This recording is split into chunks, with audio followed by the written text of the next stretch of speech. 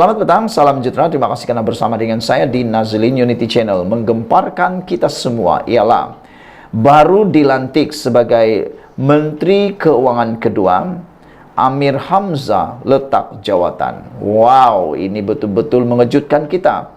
Sudahlah kita dikejutkan dengan pelantikan Amir Hamzah sebagai menteri yang tak pernah kita kenal ini. Saya secara pribadi pun baru kenal dengan beliau ini apabila membaca tentang biodata beliau, membaca tentang kepribadian beliau, pangkat-pangkat dan kejayaan beliau.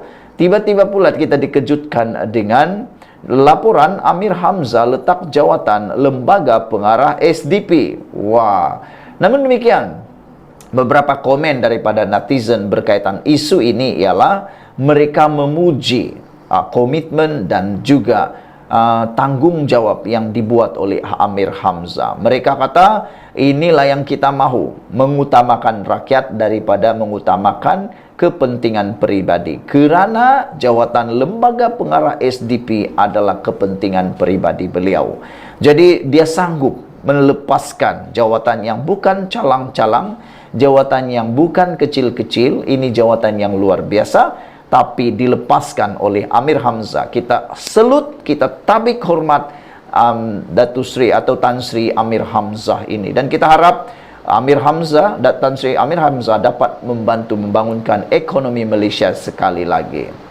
Sam Dabi Plantation berkata, Amir Hamzah meletak jawatan pengarah bukan bebas, bukan eksekutif susulan pelantikan beliau sebagai Menteri Keuangan yang kedua.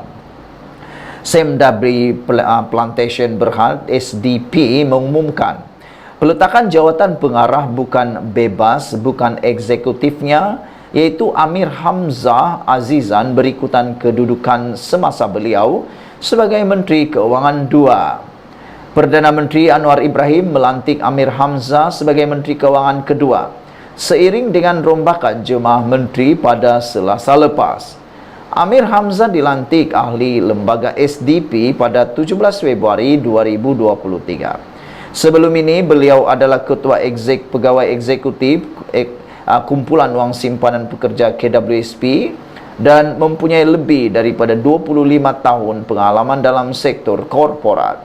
Amir Hamzah memiliki ijazah sarjana muda sains dalam pengurusan, pengkhususan dalam keuangan dan ekonomi dari Syracuse University, New York, Amerika Syarikat. SDP dalam makluman kepada Bursa Malaysia berkata, SDP mematuhi perenggan 15.02 keperluan penyenaraian pasaran utama Bursa Malaysia Security Berhad, memandangkan 4 daripada 8 ahli lembaga pengarah adalah pengarah bukan eksekutif bebas. Susulan peletakan jawatan Amir Hamzah sebagai pengarah bukan bebas, bukan eksekutif SDP, beliau tidak lagi menjadi ahli jawatan kuasa kelestarian SDP. Lembaga pengarah SDP merakamkan penghargaan kepada Amir Hamzah atas kepimpinan, komitmen dan dedikasi beliau terhadap kumpulan Sam Dabi Plantation dan Berhad. Saudara-saudara sekalian, ini adalah satu perkara yang memang kita amat banggakan apabila orang korporat, orang yang boleh kata pendapatannya sangat besar sebagai ahli korporat, sanggup membelakangi perkara tersebut untuk kepentingan negara. Jadi sesuailah Anwar Ibrahim melantik beliau sebagai Menteri Keuangan yang kedua kerana kesanggupan dan integriti beliau. Sekian dulu untuk kali ini. Jangan lupa ikuti terus ulasan dalam channel ini. Kita jumpa lagi.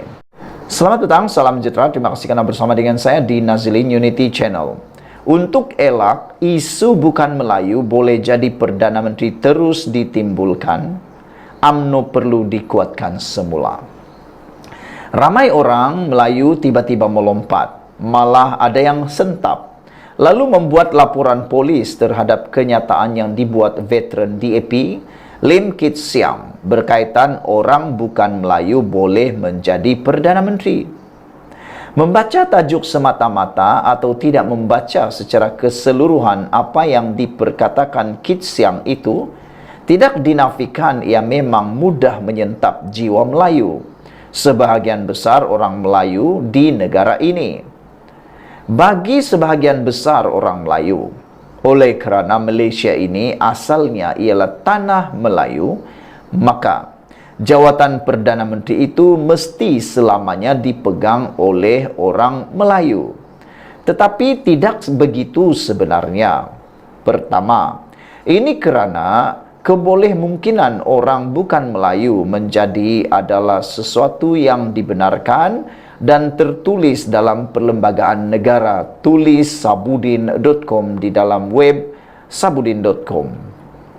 Untuk menjadi Perdana Menteri, ia tidak disebut wajib orang Melayu. Sebaliknya, syarat wajibnya ialah mesti daripada kalangan ahli parlimen yang mendapat sokongan majoriti ahli-ahli parlimen. Yang kedua, dalam kenyataan Kit Siang itu, beliau sebetulnya sebutkan juga bahawa hakikat orang bukan Melayu boleh menjadi Perdana Menteri adalah satu kenyataan fakta dan bukan satu kenyataan realiti. Ini bermakna, meskipun Kit Siang menyatakan orang bukan Melayu boleh menjadi Perdana Menteri berdasarkan fakta dan perlembagaan negara, beliau dalam masa yang sama sedar realitinya jawatan itu adalah milik orang Melayu berdasarkan kedudukan Melayu sebagai majoriti di negara ini. Dengan itu, kenapa mesti ada yang sentap dan buat laporan polis terhadap Kit Siang? Kenapa tiada pula yang nak buat laporan polis terhadap perlembagaan negara? Begitupun, oleh kerana perkara itu sudah tertulis begitu dalam perlembagaan negara, isu bukan Melayu boleh menjadi Perdana Menteri ini pasti akan terus berkumandang dan dikumandangkan dari semasa ke semasa selepas ini. Ia tidak akan terhenti dan tak boleh dihentikan sebagaimana mudahnya mematikan enjin kereta. Dalam konteks kerajaan perpaduan yang memerintah negara ketika ini, kerjasama antara parti-parti yang ada sekarang adalah konsep terbaik untuk menyerlahkan wajah Malaysia yang sebenar. Semua kaum yang mewakili parti-parti tertentu mempunyai peranan masing-masing dalam kerajaan.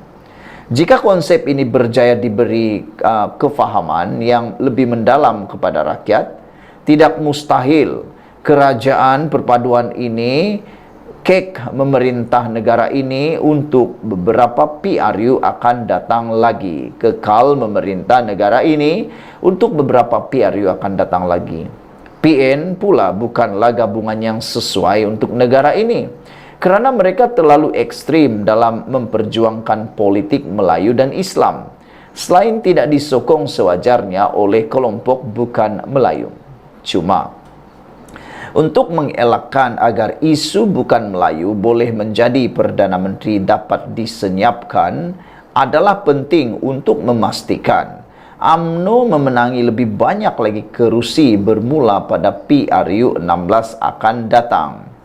Sekarang UMNO hanya ada 26 kerusi parlimen, dan jika angka itu boleh ditingkatkan kepada sekurang-kurangnya 40 kerusi dalam PRU 16 dan PRU seterusnya, ancaman siapa harus menduduki kerusi Perdana Menteri dengan sendirinya tidak berbangkit lagi.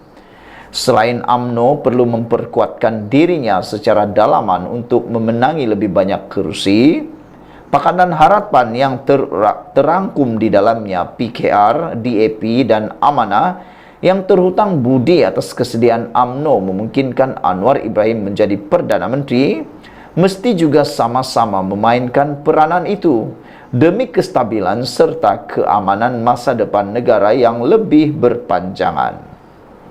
Berkurang kerusi UMNO bukan saja menyebabkan jawatan Perdana Menteri mudah dijadikan isu, malah kesan langsungnya ialah kedudukan orang Melayu sebagai kaum teras negara ini juga akan sentiasa diperkotak-katikkan.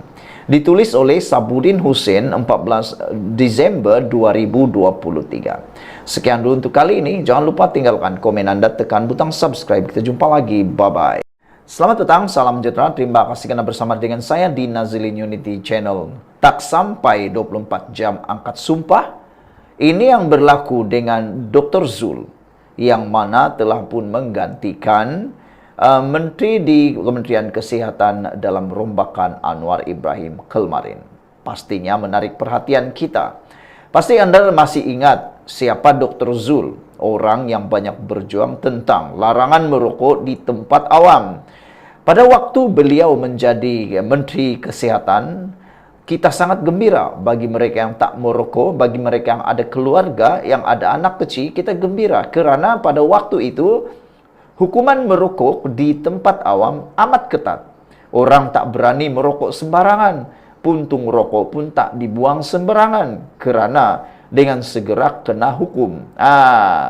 Walau bagaimanapun, tak sampai 24 jam angkat sumpah sebagai Menteri Kesihatan, Dr. Zul gulung perbahasan di Dewan Negara. Inilah kehebatan Dr. Zul.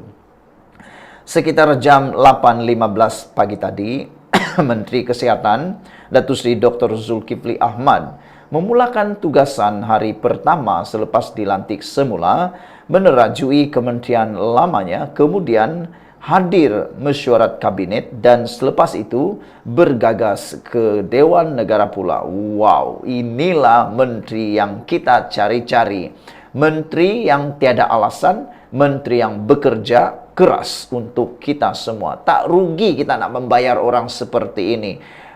Apa pendapat Anda? Bukannya melantik orang yang tak kerja langsung, apalagi duta-duta yang bertaraf menteri yang kelihatan tidak memainkan peranan besar dalam negara, dibayar gaji tapi tak memain peranan besar, itu merugikan. Tapi Dr. Zul ini kita suka. Inilah yang kita suka. Walaupun sudah 3 tahun tidak memegang sebarang jawatan dalam jemaah menteri selepas tumbangnya Kerajaan Pakatan Harapan PH yang diketuai Tun Dr. Mahathir Mohamad pada Februari tahun 2020, ahli Parlimen Kuala Selangor ini langsung tidak canggung, turut membuat ucapan penggulungan mengenai rang undang-undang RUU Kawalan Produk Merokok untuk Kesihatan Awam 2023. Dalam ucapannya mengenai RUU itu, Dr. Zulkifli berkata, antara tanggapan salah orang ramai ialah nikotin boleh dijual secara bebas kepada kanak-kanak dan remaja. Sedangkan RUU itu bertujuan melarang penjualan produk tembakau dan vape kepada pengguna 18 tahun ke bawah. Mengakui memahami mengapa ada pihak kecewa dengan pengguguran peruntukan generasi penamat GEG daripada RUU terbabit, beliau berkata, dirinya juga berperasaan demikian kerana beliau penyokong kesihatan awam yang kuat. GEG adalah satu cara untuk mengurangkan ketagihan merokok daripada 21% kepada di bawah 5% menjelang 2040. Apabila GEG dikeluarkan daripada rang undang-undang, bayangkan betapa sukarnya untuk mengurangkan ketagihan merokok, kata beliau. Sedangkan dengan GEG itu sukar, apatah lagi tanpa peruntungan GEG, kata beliau lagi, yang menambah tanpa GEG, KKM menghadapi kesukaran untuk mencapai indeks prestasi utama KPI, mengurangkan kelaziman merokok dan vaping kepada bawah 5%. Kita semua sama ada dalam jawatan kuasa pilihan khas parlimen atau KKM mahu GEG dimasukkan dalam rang undang-undang. Tetapi pejabat peguam negara telah menasihatkan supaya ia dikeluarkan kerana akan ada isu perlembagaan atau kemungkinan dicabar di mahkamah. Jadi, kabinet membuat keputusan kolektif untuk mengecualikan GEG. Bagaimanapun, saya ingin menyatakan bahawa ini adalah proses yang kita akan kaji semula dari semasa ke semasa, katanya. Jelasnya, JPKP yang dipengerusikannya telah mengadakan 14 mesyuarat melibatkan 13 orang awam mewakili universiti swasta, panel pakar serta pihak berkepentingan termasuk industri, kementerian lain dan NGO perubatan untuk menyemak RUU itu bagi versi Jun lalu. Tiada sesiapa yang terpinggir dalam penglibatan pihak berkepentingan. Saya ingin menegaskan bahawa JPKP pada masa itu melakukan perbincangan meja bulat selama berjam-jam dengan perbincangan dan perbahasan yang aktif. Saya meminta semua ahli dewan memahami bahawa walaupun kita tidak dapat memasukkan GEG dalam DR 42 2023, ini adalah akta kendiri pertama untuk mengawal merokok dan vape. Anda perlu faham bahawa ini mengambil masa sangat lama. Bermula dengan Menteri Kesihatan Dr. S. Subramaniam ketika itu, jelas beliau lagi. Beliau menggesa semua ahli Dewan Negara untuk menyokong RUU itu walaupun tanpa GEG, sambil mengingatkan bahawa 27,000 orang mati akibat penyakit berkaitan merokok di Malaysia setiap tahun. Berbanding 36,000 kematian COVID-19 yang berlaku dalam tempoh 2 tahun. Walaupun kita tidak boleh mendapatkan semua, jangan tinggalkan segala-galanya. Sebelum ini, peraturan-peraturan kawalan hasil tembakau 2004 adalah di bawah Akta Makanan 1983. Ia sangat tidak wajar. Satu anomali untuk kawalan tembakau diletakkan di bawah Akta Makanan, katanya. Beliau berkata peraturan sebelum ini juga hanya meliputi rokok dan produk tembakau. Tetapi vape atau cecair e-rokok dengan bahan dan perisa lain tidak termaktub dalam peraturan itu. Justru, Zulkifli mengingatkan adalah tidak bertanggung jawab jika ahli Dewan Negara menolak RUU berkenan hanya kerana GEG tidak disertakan. Saudara-saudara sekalian, yang lebih menggembirakan kita ialah apabila Dr. Zul telah pun bekerja dengan begitu luar biasa. Inilah pemimpin yang kita hendak mudah memahami dan mudah menerangkan. Bila dia menerangkan, kita mudah faham tanpa berbelit-belit, tanpa mau menafi-nafi, ya di atas ya, tidak di atas tidak. Dan menurut laporan ini, inilah corak kerja menteri yang kita cari-cari. Memulakan tugasan pada hari pertama sahaja selepas dilantik semula menerajui kementeriannya, beliau sudah pun hadir mesyuarat kabinet. Selepas itu bergegas pula ke Dewan Negara. Tiada alasan untuk tidak hadir. Ini ada pula menteri sebelum ni, timbalan menteri sebelum ini yang tak hadir. Itu yang kita hairan. Kemana mereka pergi? Sehingga ditegur oleh Speaker Dewan Negara. Sekian dulu untuk kali ini. Jangan lupa ikuti terus ulasan selepas ini. Tinggalkan komen Anda. Bye-bye.